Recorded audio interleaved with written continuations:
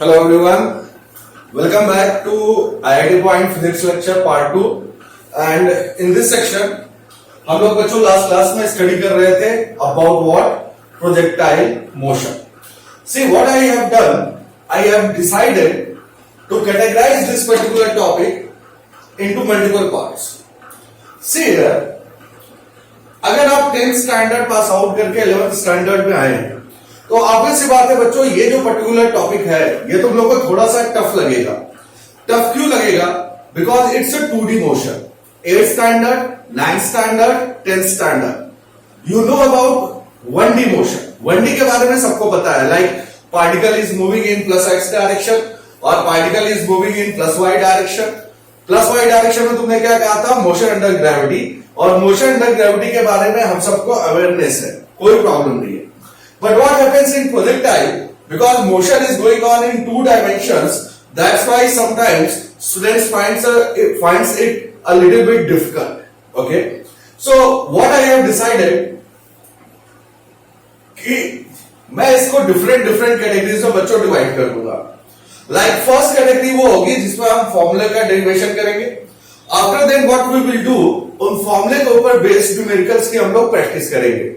So in the last class, what I told you about what is the meaning of projectile motion. Important चीजें क्या क्या थी? Particle, point number 1. Particle किस path पे move करता है? Yes, you are right. The particle moves on a parabolic path. Point number 1.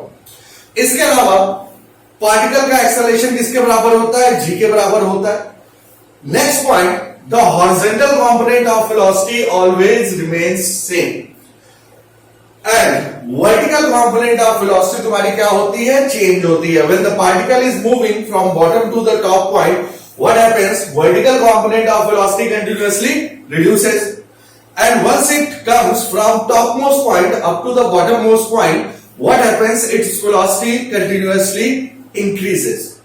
So always remember the basic points. And after that, because you have learned about the equations, today we will find out the important formulas. किसके important formulae? बच्चों last class में ही मैंने बता दिया था. We have discussed about 3 or 4 physical quantities. Like first one, किसके बारे में हमने डिस्कशन किया था? हमने डिस्कशन किया था टाइम ऑफ फ्लाइट के बारे में. Then we have discussed about range of projectile. Then we have discussed about maximum height. So in this class, what we will do? First, we will derive some important formulas. कैसे derive करना है? चलो बच्चों board पे देख लेते हैं सभी, हम सभी लोग. यहां पे ध्यान दें, अगर मैं प्रोजेक्टाइल मोशन की बात करता हूं तो first let me draw the diagram. C here, if I talk about projectile motion, this was our diagram, something like this. We had initial velocity small u, this particular angle was theta, and this was our y-axis and this was our x-axis. Okay. See here, x-axis as well as y-axis. Let me draw it once again. अब बच्चों यहां पे देखो, projectile motion का कोई भी question है, any XYZ question, solve करने के केवल 2 ही फंडे होते हैं. एक बार हमें प्रोजेक्टाइल को एनालाइज करना है किस डायरेक्शन में? इन x डायरेक्शन. उसके बाद we will analyze the projectile motion in which direction? Y direction. So we will write down the equations separately for x direction as well as in which direction? Yes, you are right, y direction. Now see, if projectile has initial velocity u, तो बच्चों मैंने क्या बताया था? ये जो angle जो touch कर रहा है, किसको टच कर रहा है? x एक्सिस को. तो प्रोजेक्टाइल का x component of initial velocity, this will be u cos theta. In the same way, this is our y-axis. So y component of velocity, this will be u sin theta. Clear? Now, once the particle reaches the topmost point, what happens? Try to understand. Next मैंने ये बताया था बेटा, horizontal direction में acceleration की value कितनी है? 0. और अगर acceleration 0 हो गया, what does it mean? It simply means velocity will remain constant. Horizontal direction में एक्सेलरेशन 0 है. दैट्स व्हाई हॉरिजॉन्टल डायरेक्शन की जो तुम्हारी वेलोसिटी है वो हमेशा क्या रहनी है? कांस्टेंट रहनी है. Means through out the motion x component of velocity का मैग्नीट्यूड कभी भी चेंज नहीं होगा. Okay, let's talk about vertical component of velocity. See here. अगर मैं इसको A पॉइंट मानता हूं, टॉप मोस्ट पॉइंट को बच्चों हमने B कंसीडर कर लिया और बॉटम मोस्ट पॉइंट को हमने क्या कंसीडर कर लिया, C पॉइंट कंसीडर किया. तो see here, just like motion under gravity, recall that particular lecture. What happened at the topmost point?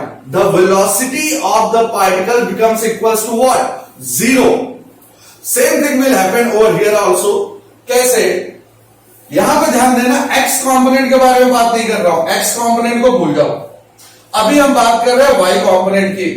And in projectile motion जो पार्टिकल का y कंपोनेंट होता है वो एग्जैक्टली सिमिलर बिहेव करता है just like motion under gravity. In motion under gravity, topmost point, vertical component of velocity was 0. So here also, because gravity is directed in downward direction and from A to B, the vertical component is directed along y direction, and you can say acceleration and velocity both of them are present in opposite direction.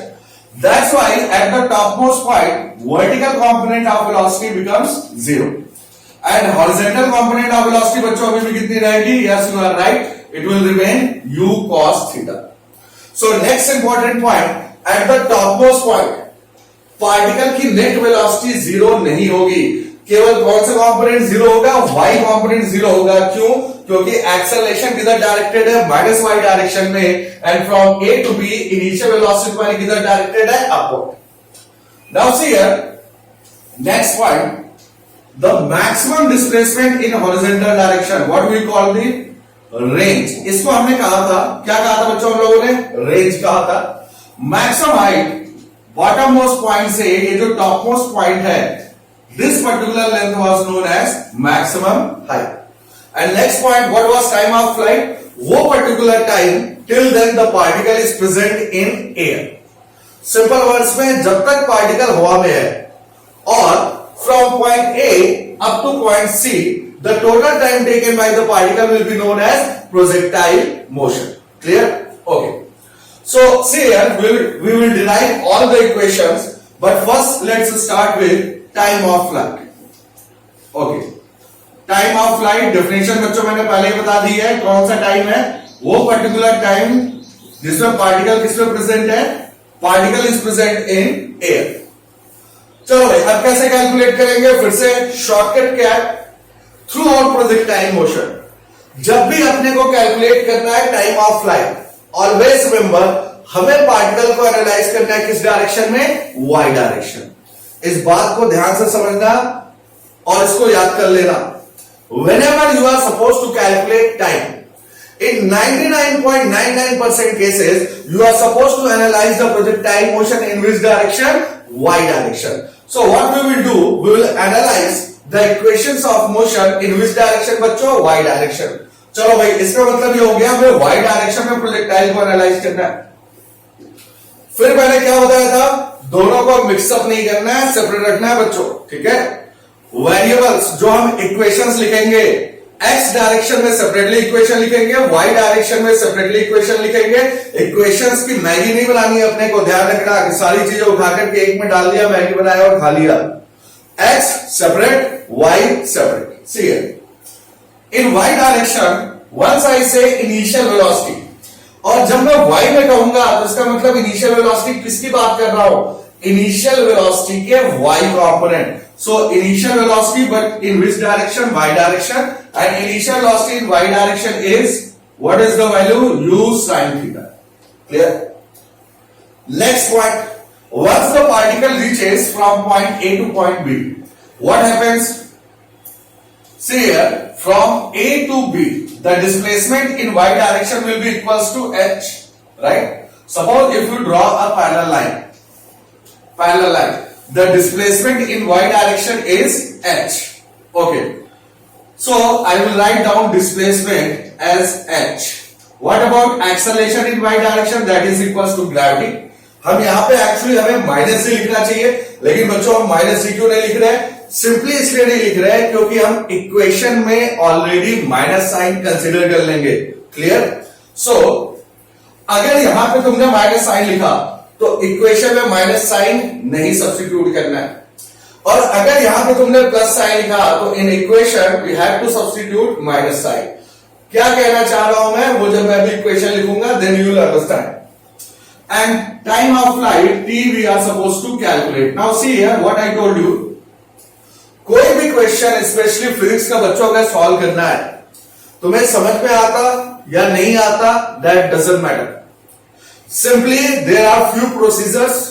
अगर तुम इसको follow करते हो तो 99.99% chances है कि question तुमसे solve हो जाएगा। क्या बताया था मैंने, first draw diagram, second right down the data. Data बच्चों हमने लिख लिया, अब यहां पे डेटा के हिसाब से दर्ज करो यू ए एच और टी। कौन सी इक्वेशन में आते हैं variables, u a h and t? Yes you are right, second equation of motion. और बच्चों क्या होती है second equation of motion, h equals to ut minus half gt square. But we are writing down the equations in which direction, in y direction. तो जो भी variable बच्चों हम लोग लेंगे वो किस डायरेक्शन में लेंगे, we will take it along y direction. So see here if I write down the equation for y direction, I will write down h equals to uy into t minus half g into t square. See here, अब यहां पर देखो, सबसे पहले अगर मैं motion को analyse बच्चों करता हूं, ध्यान देना सारा खेल यहीं से शुरू होता है। If I want to calculate time of flight, तो एक बात बताओ मुझे, मोशन को ए से बी तक एनालाइज करना चाहिए या ए से सी तक एनालाइज करना चाहिए? Yes you are right, motion को हमें एनालाइज करना चाहिए फ्रॉम ए टू सी। ए से लेकर के सी तक को ही पूरा क्यों एनालाइज कर रहे हैं? ए से सी तक बच्चों हम लोग इसलिए एनालाइज कर रहे हैं बिकॉज हमें कैलकुलेट करना है time of flight. And what is time of flight? It is the total time taken by the particle up to which the particle remains in air, right? Particle कहां से कहां तक एयर में है, point A से लेकर के point C तक। तो always remember, if I am suppose to calculate time of flight, then I have to analyse it from point A up to point C. One more thing, बहुत सारे online lecture से बच्चों मैंने देखा है कि वो आपको डेरिवेशन प्रोवाइड नहीं करते। See I have seen so many online lectures, but let me assure you, IIT point physics lectures आपके ऐसे होंगे जो हर छोटी से छोटी चीज को हम लोग कवर अप करेंगे, चाहे वो डेरिवेशन हो, चाहे वो न्यूमेरिकल्स हो। एज आई टोल्ड यू, ये जो क्लासेस हैं ये आपके बेसिक लेवल की क्लासेस हैं which are valid for JW as well as NEET aspirants. Okay, and in these classes we will go up to the level of NEET as well as JEE Mains. JEE advance की classes अगर आपको देखनी है तो उसके लिए हम एक सेपरेट लेवल पे लेक्चर्स को रिकॉर्ड करेंगे, और उसके लिए क्या रिक्वायरमेंट होंगी उसके बारे में आगे आप लोगों को कम्युनिकेट कर दिया जाएगा। But see up to here मैंने क्या बताया, बेसिक डिफरेंस क्या है, you will see the coverage of entire syllabus including derivations. Okay, that's my promise. So see here, that's why I am telling you how to derive all these time of flight, range as well as maximum height. क्योंकि online में बच्चों मैंने देखा है सारी चीजें गोल कर देते हैं वो लोग और सीधे आपको फॉर्मूले दे करके न्यूमेरिकल सॉल्व करा के टाटा बाय बाय कर देते हैं। That's not going to happen here. Okay, so see here, अगर मैं टाइम ऑफ फ्लाइट बच्चों निकालना चाहता हूं तो मैंने क्या बताया तुम लोग को, मैंने ये कहा कि हमें ए से सी तक एनालाइज करना पड़ेगा। अब यार एक चीज देखो, पार्टिकल यहां पे ए पॉइंट पे है, यहां पे सी पॉइंट है। वाई डायरेक्शन में बच्चों पार्टिकल का डिस्प्लेसमेंट कितना है देखो। अब यहां पे थोड़ा सा बल्ब जलना बंद हो जाता है दिमाग का। What I told you, displacement of the particle in Y direction. How to find out the displacement? See here once again, this is our starting point, this is our ending point. What I told you in kinematics in first lecture, displacement is the shortest distance between starting point and ending point. Here we have A as our starting point and C as our ending point. Clear? तो बच्चों अगर मैं A से C तक इसको एक straight line से connect करता हूं तो ये जो लेंथ होगी यही अपना क्या होगा, डिस्प्लेसमेंट। लेकिन ये डिस्प्लेसमेंट किस डायरेक्शन में है, एक्स डायरेक्शन। क्या y डायरेक्शन में कोई डिस्प्लेसमेंट प्रेजेंट है? Answer is no. Clear? Starting point ending point straight line से मिला दिया, बट y डायरेक्शन बच्चों देखो कोई डिस्प्लेसमेंट प्रेजेंट है? Answer is no. अगर मैं तुमसे पूछता हूं a से b तक y डायरेक्शन में कौन सा डिस्प्लेसमेंट है? h के इक्वल है। मैं जब a से b तक जाऊंगा तो y डायरेक्शन में जो डिस्प्लेसमेंट है that is plus h, and once I come back from b to c the displacement will be taken as minus h। क्यों हो रहा है भाई ऐसा? बिकॉज जब आप ऊपर जाते हैं तो displacement is taken as positive and once you move in downward direction displacement is taken as negative. So you can directly say from A to B displacement is plus h because you are moving in upward direction. From B to C because you are moving in downward direction displacement will be taken as yes minus h. So if you add both of them plus h minus h, what will be our result? Our result will be equals to 0. So see here displacement of the particle in y direction is 0. So I will substitute 0. What is the value of uy? That is u sin theta जो कि हमने पहले भी देखा है, multiplied by t minus half gt square. Once again 0 equals to t. यहां पे देखो ध्यान से u sin theta minus gt by 2. Okay. Now see, बच्चों दो टर्म का जो प्रोडक्ट है that comes out to be 0. What does it mean? Either first one is 0 or second one is 0. दो पर्टिकुलर टर्म है और इनका प्रोडक्ट 0 है, इसका सिंपली मतलब हुआ कि आइदर फर्स्ट वन इज 0 और second one is 0. So suppose if t is 0, is that a right possibility? Answer is no. क्योंकि बच्चों अगर कैपिटल T की वैल्यू 0 हो गई मतलब पार्टिकल का जो टाइम ऑफ फ्लाइट है दैट इज 0, और अगर पार्टिकल का टाइम ऑफ फ्लाइट ही 0 हो गया मतलब वो ड्यूरेशन जिसमें पार्टिकल किसमें प्रेजेंट है? एयर में. अगर एयर में पार्टिकल के प्रेजेंट होने का ड्यूरेशन 0 हो गया, what does it means? It simply means कि पार्टिकल मूव नहीं कर रहा है. किसी भी पार्टिकल का टाइम ऑफ फ्लाइट अगर हवा में 0 है, ये तभी पॉसिबल है जब पार्टिकल अर्थ के सरफेस पे क्या है? Stationary. It simply means the particle is not moving at all. So this is not our right possibility. So it means कि जो second part तुम देख रहे हो वो बच्चों क्या है? Right है. तो what we will write down? We will write down u sin theta minus gt by 2 equals to 0. So from here we get t equals to 2u sin theta divided by g. और ये हो जाता है क्या? हम लोग का time of flight. So I will write down time of flight capital T equals to 2u sin theta by g. But wait a minute, see here. यहां पे बहुत ही इंटरेस्टिंग रिजल्ट बच्चों मैं तुम लोग को देने वाला हूं. क्या है वो interesting result? Recall the lecture motion under gravity. वहां पे जब हमने टाइम ऑफ फ्लाइट कैलकुलेट किया था, what was our value? Capital T equals to 2u by g. फिर से उस लेक्चर को देखना, वहां पे जो टाइम ऑफ फ्लाइट बच्चों आया था, कितना आया था? Capital T equals to 2u by g. Are we getting the similar formula? Answer is yes, obviously. यहां पे ध्यान दो, अगर मैं तुम लोग से पूछूं वो दोनों फॉर्मूले सेम है या डिफरेंट है, your answer will be sir फॉर्मूले तो डिफरेंट है. क्यों डिफरेंट है? क्योंकि वहां पे 2u by g आया था और यहां पे 2u sin theta by g हम कैलकुलेट कर रहे हैं. But let me tell you, दोनों सही है. डिफरेंस क्या है? यहां पे ध्यान दो बच्चों, ये u sin theta कौन सा कंपोनेंट है? It is the vertical component of initial velocity. See here, u sin theta is the vertical component of initial velocity. So if I write down capital T equals to twice uy divided by g. Now you can say whether we consider motion under gravity, जिसमें particle vertically ऊपर जा रहा था और vertically नीचे आ रहा था. There we got the formula T equals to 2u by g. और यहां पे भी we are having similar formula. बस डिफरेंस क्या है? डिफरेंस बच्चों ये है कि यहां पे जब तुम 2u by g लिखोगे तो वेलोसिटी का कौन सा कंपोनेंट लेना है? Vertical component of velocity. So that's why we can write down similar formula T equals to 2uy by g, or we can write down the formula. You can also proceed with this particular formula, and that will be T equals to 2u sin theta by g. Clear? Now see here, यहां से बच्चों कुछ cases और आते हैं, जैसे case number 1. Okay. Suppose if theta equals to 0, if I substitute theta equals to 0, what will be the value of time period? 2u sin 0 divided by g. और हमें यह पता है sin 0. What does it mean? The value of sin 0 is 0. So अगर मैं इसका value substitute करता हूं, टाइम पीरियड कितना हो गया बच्चों?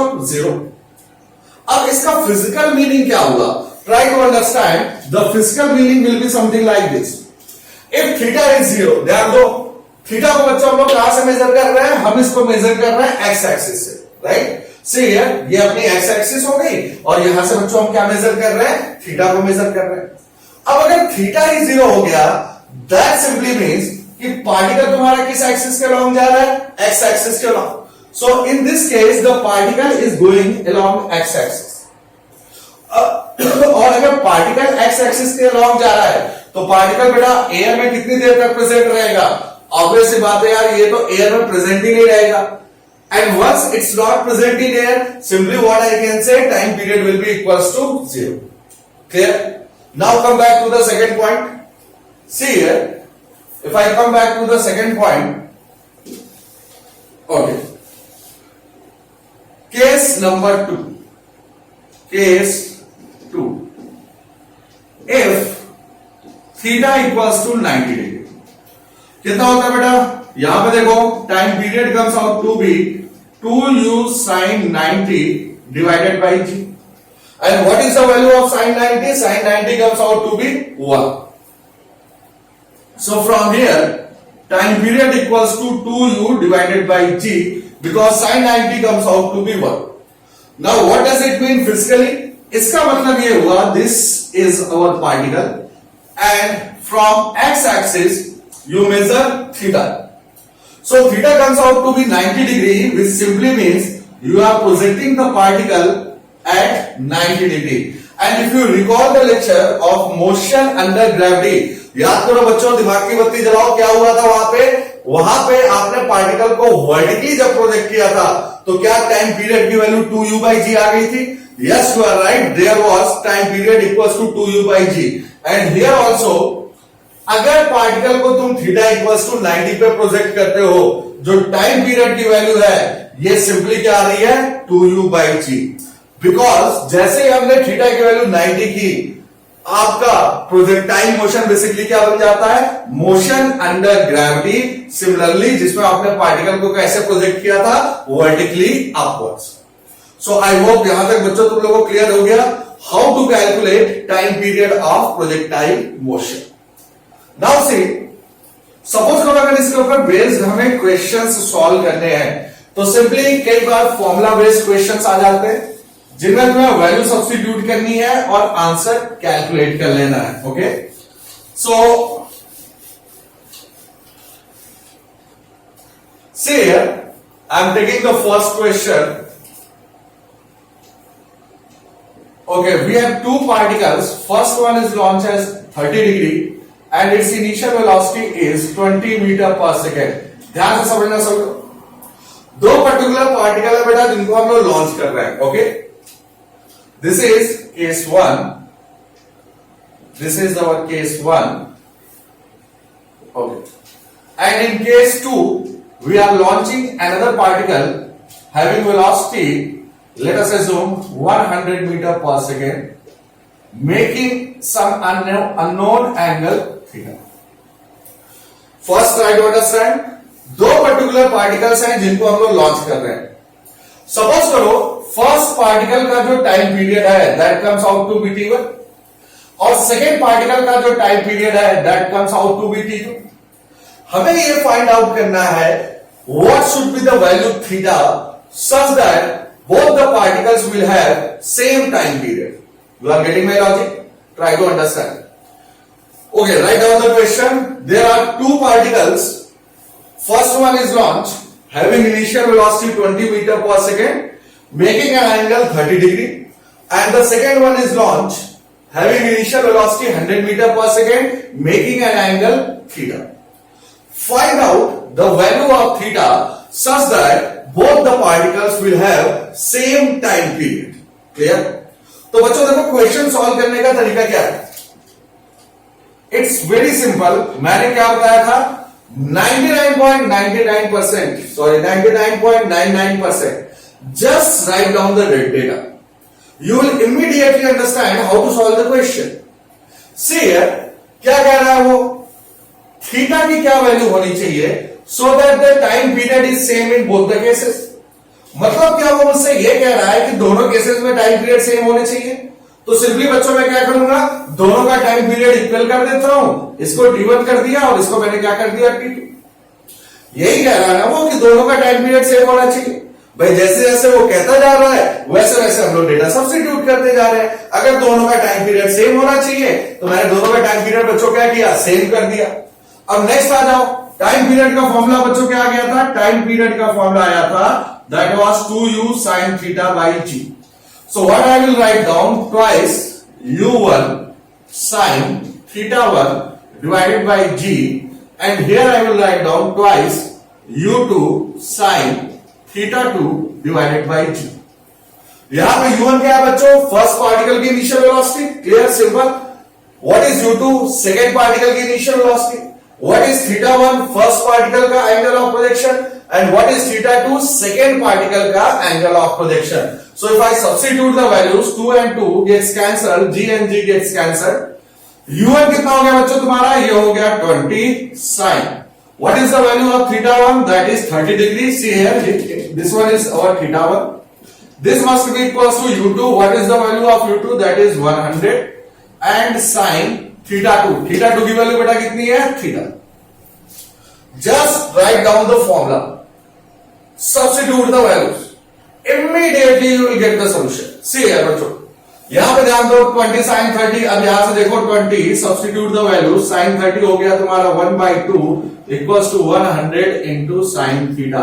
So if I calculate sin theta from over here, 10, this will be 10 divided by 100 and which comes out to be 1/10। Clear? So sin theta is equals to 1/10। So from theta यहां से बच्चों कितना हो जाएगा, साइन इनवर्स 1/10। क्लियर? अब यहां पे देखो एक नया फंडा बता रहा हूं मैं तुम लोग को। अगर बच्चों साइन थीटा की वैल्यू 1/2 आती, suppose what I am trying to say, if sine theta equals to 1/2, directly तुम क्या कह सकते हो कि थीटा की वैल्यू बेटा कितनी होगी, 30 डिग्री। क्लियर? लेकिन अगर साइन थीटा की वैल्यू आपकी आ जाती है 1/4, तो बच्चों इस केस में हम क्या करेंगे, इस केस में अपने को ये नहीं पता, means we know standard values, you know about standard values. Sine 0 standard value is 0, sine 30 standard value is 1/2, sine 45 standard value is 1/√2। But if instead of 0 and 30 suppose I ask you sine 10 degree, तो sine 10 degree की standard value अपने को नहीं पता। उन सारे cases में जिनमें अपने को स्टैंडर्ड वैल्यू बच्चों नहीं पता होती है, उस केस में हम एंगल को कैसे लिखते हैं, इनवर्स फंक्शन के फॉर्म में। So here if sine theta equals to 1/4, so I will write down theta equals to sine inverse 1/4।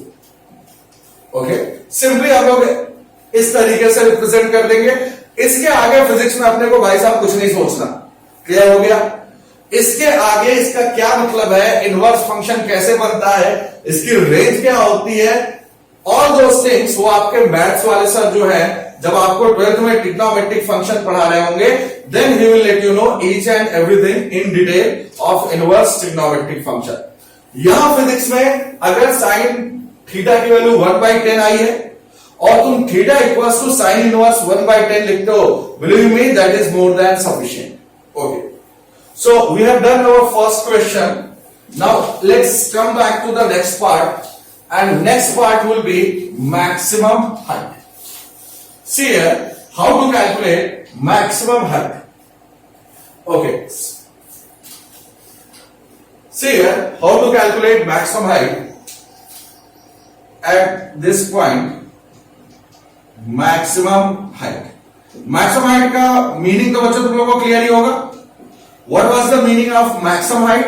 H max is the displacement of the point when it is present at the topmost position, from topmost position to the earth. This vertical displacement is known as maximum height.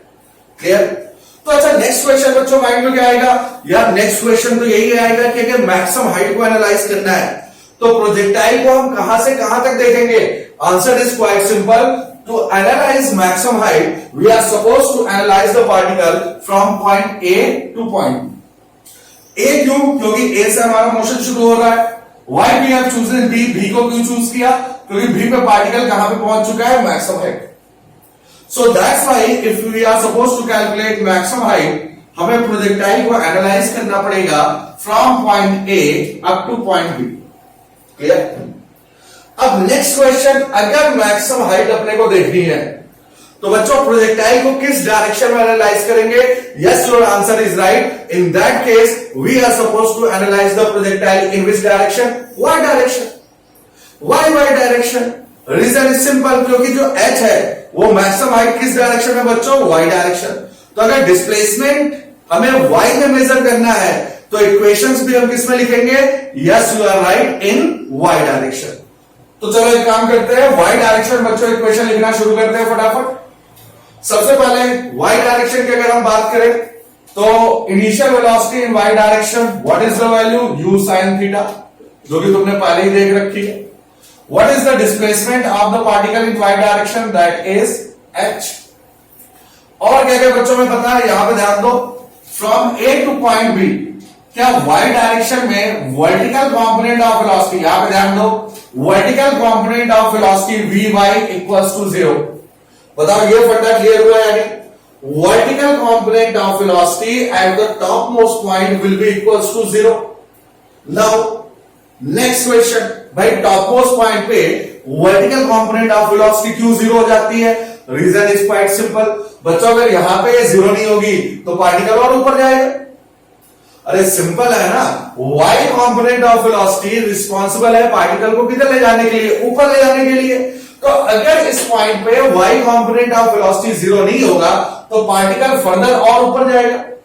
But हो क्या रहा है? ऊपर नहीं जा रहा। Means at this point vertical component of velocity comes out to be 0।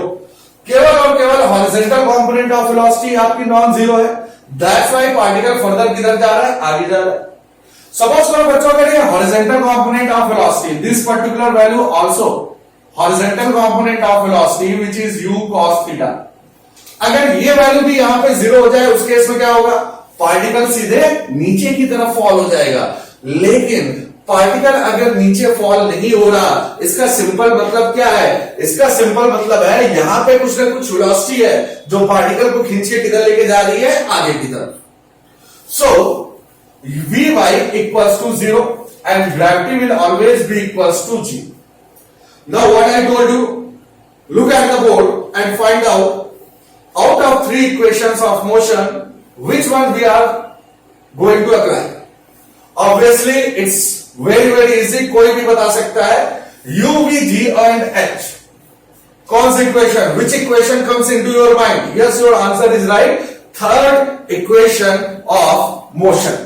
So what I will write down, ध्यान से देखते जाओ, vy square equals to uy square minus 2gh. Simple. vy कितना कर दिया बच्चों? 0 कर दिया। uy कितना कर दिया हमने? ये कर दिया हमने u sin थीटा। लो भाई साहब, ओके। माइनस क्या कर दिया? we have written 2gh. So see here from here h comes out to be u square sin square theta divided by 2g. And this is the standard formula for calculation of maximum height. So from here in any projectile motion h comes out to be u square sin square theta divided by 2g. अच्छा, एक point बच्चों सभी लोग ध्यान देना, क्या बताया था मैंने स्टार्टिंग में?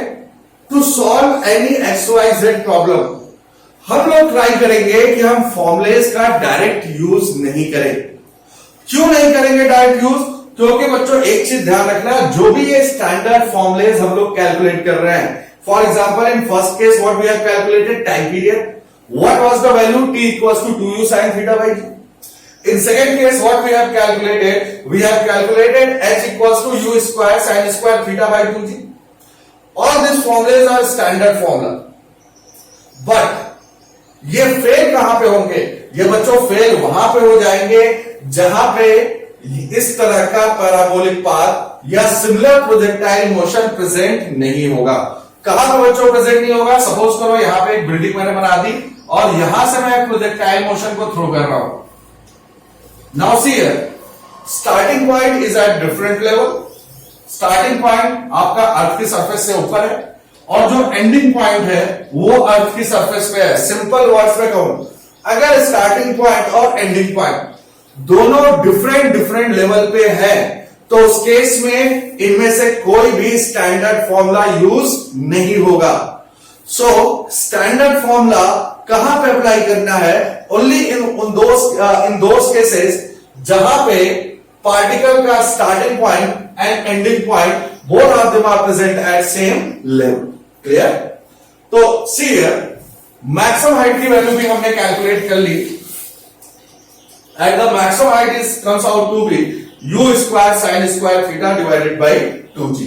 Okay, once again if substitute theta equals to 0, now what does it mean theta equals to 0?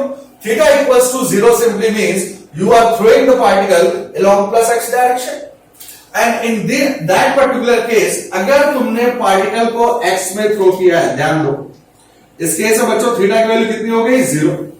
Explanation इससे पहले मैं कर चुका हूं। कहां पे किया है? टाइम पीरियड के कैलकुलेशन। अगर थीटा 0 है तो पार्टिकल y डायरेक्शन में नहीं जाएगा और y डायरेक्शन में अगर नहीं जा रहा है तो इस केस में h की वैल्यू कितनी हो जाएगी बच्चों? Yes, your answer is right. The value of h और maximum height comes out to be 0। Clear? Questions इसके ऊपर कैसे फ्रेम होंगे? See here, let me take a particular question. Suppose you are throwing a particle having initial velocity 100 meter per second, making some particular angle, let us assume theta, such that its maximum height is h equals to 150 meters. Okay, once again I am repeating the question. क्या question है बच्चों? एकदम simple question है, try to understand. एक particle था जिसको हमने 100 metre per second से थ्रो किया and what is the angle? The angle is theta such that the particle achieves the maximum height of h equals to 50 metre. Then calculate the value of theta. How to solve this? First let us write down all the variables. See here, initial velocity what I will write down? 100 metre per second. Angle theta is unknown which we are supposed to calculate. Next thing, h comes out to be 50 meters. Okay. And it's standard projectile motion. So, कौन से step बच्चों हम लोग को follow करने हैं? First we will write down the formula. See here, what is my formula? My formula is h equals to u square sin square theta divided by 2g. So see here, h comes out to be 50, u square which means 100 square, this will be sin square theta divided by 2g. By default g की value हम कितनी लेके चल रहे हैं? By default बच्चों g की value लेके चल रहे हैं 10, तो 10 into 2 comes out to be 20. So from here, sin square theta equals to 20 into 50 divided by 100 into 100. See here, this is 5 and this is 2 and this comes out to be once again 1 by 10. That's a coincidence क्योंकि I think पिछले question में भी 1 by 10 आया था, यहाँ पे भी 1 by 10 आया है. So, but this is square. Sin square theta is 1 by 10. So answer will be different in comparison to the last one. So from here I can write down sin theta equals to 1 by root 10. Once again, बच्चों क्या sine theta equals to 1 by root 10 की value हमें पता है? Answer is no. तो उन cases में जब हमें एग्जैक्ट एंगल नहीं पता होता, हम लोग सिंपली क्या करते हैं? We write down the angle in the form of inverse function. In which form? Inverse. So I will write down the angle theta equals to sine inverse 1 by root 10 and this will be our final. So in this class, दो चीजें मैंने तुम लोग को clear कर दिया। First, what is time of flight, how to calculate time of flight, और उसके बेसिस पे हमने न्यूमेरिकल सॉल्व किए। Second, what is the value of maximum height, how to calculate maximum height, और उसके ऊपर बेस्ड हमने क्वेश्चन सॉल्व किया। Copy up to here and next we will see the last one, that will be range of projectile. Copy up to here, then we will proceed.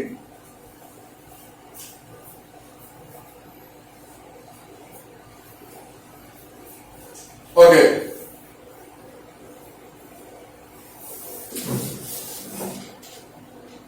और यार एक काम करते हैं, इसको नहीं रब करते क्योंकि इसके फिर से अपने को रिक्वायरमेंट पड़ेगी। This is horizontal component, this was your vertical component, this was equals to u sin theta. Okay, now see next बच्चों जो हम लोग देखने जा रहे हैं वो है range of projectile. See here, how to calculate range of projectile.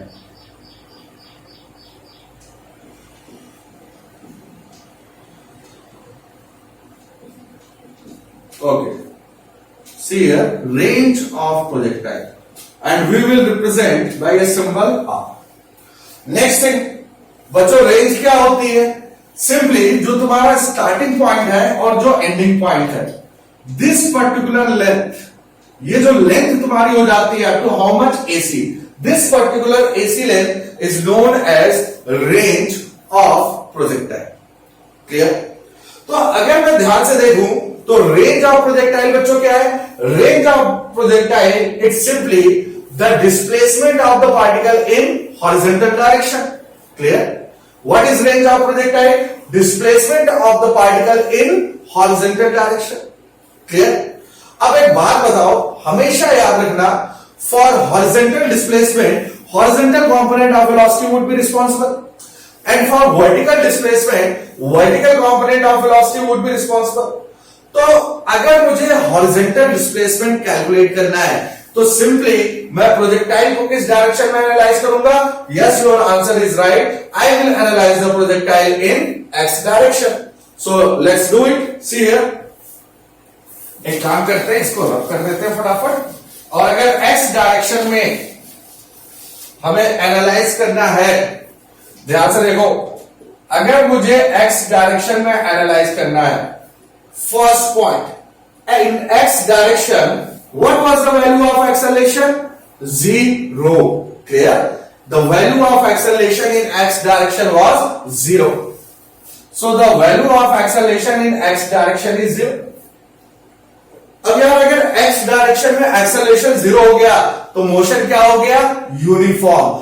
And if you remember my lecture in kinematics, especially when we talked about uniform motion means second point, acceleration 0 or velocity is constant or the particle covers equal distance in equal time interval.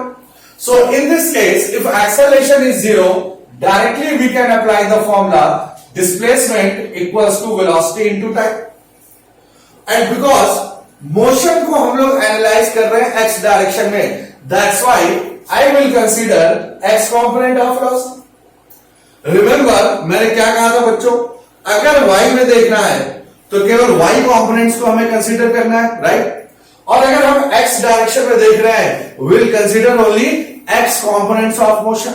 So what I am writing down, X equals to VX into T. Now अब हमें क्या करना है? Value substitute कर देते हैं बच्चों, एक काम करते हैं। हॉरिजॉन्टल डायरेक्शन में what is the value of velocity? u cos theta. So I will substitute u cos theta multiplied by t। And the next thing, बेटा स्मॉल t को मैंने रिप्लेस किया है capital T which is known as time of flight. Capital T कौन सा time है? वो time जिसमें पार्टिकल कहां से कहां तक जाता है? A से C तक। एंड A से C तक जाने में जो अपने को टाइम लग रहा है, that particular time is known as what? Time of flight. So from here I can write down u cos theta multiplied by time period we have already calculated 2u sin theta divided by g. Clear बच्चों? Further देखो, what I can write it down, 2u square sin theta cos theta divided by g. Or further u square into 2 sin theta into cos theta divided by g. अब यहां पे बच्चों ध्यान दो, एक बहुत ही इंपॉर्टेंट ट्रिग्नोमेट्रिक फॉर्मूला होता है, and that particular formula is sin 2 theta equals to twice sin theta multiplied by cos। Do you know it? चलो कोई बात नहीं भी पता था तो अब शायद तुम लोगों को पता चल गया होगा। सो हॉरिजॉन्टल डायरेक्शन में जो तुम्हारा डिस्प्लेसमेंट होगा प्रोजेक्टाइल का, I will write down by a symbol capital R, and this will be equals to u square sin 2 theta divided by g, and this will be our standard formula for range of projectile in projectile motion. R equals to u square sin 2 theta divided by g. So what we have done till now in today's class, we have seen what is the meaning of time of flight, what is the range of projectile, and what is the value of maximum height. Maximum height और time of flight इनके ऊपर based हमने numericals already solve कर चुके हैं।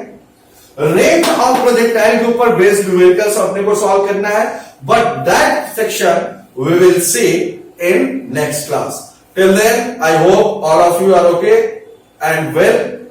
सो in next class we'll continue from here.